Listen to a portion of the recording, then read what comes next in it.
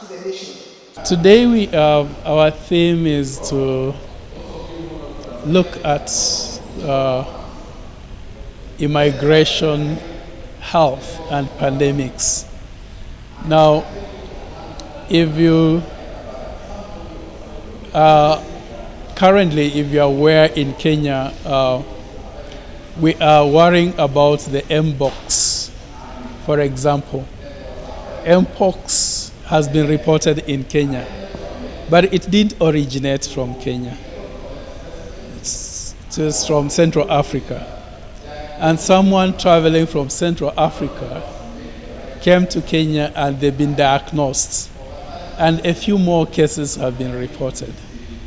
The same thing to COVID. COVID was first reported in China, but then it covered the whole world because people are migrating, they're traveling. So the issue is, as I travel, I may not know that I'm harboring an infectious agent that may be a problem to other people. And so that's where migration health is. Now, if you remember, a few years ago, Kenya had been declared a measles-free and polio-free country. But sporadically, we have had cases of measles. Now, remember that one case of measles in Kenya is declared an outbreak.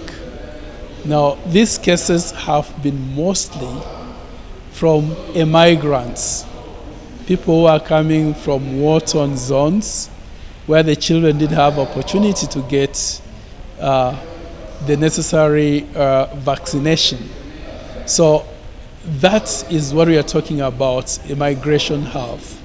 So if you are coming from a war-torn country that the children have not been vaccinated fully, then those children are at risk of having a disease like polio, measles, and that can be spread easily to other people, especially those whose immune system is compromised.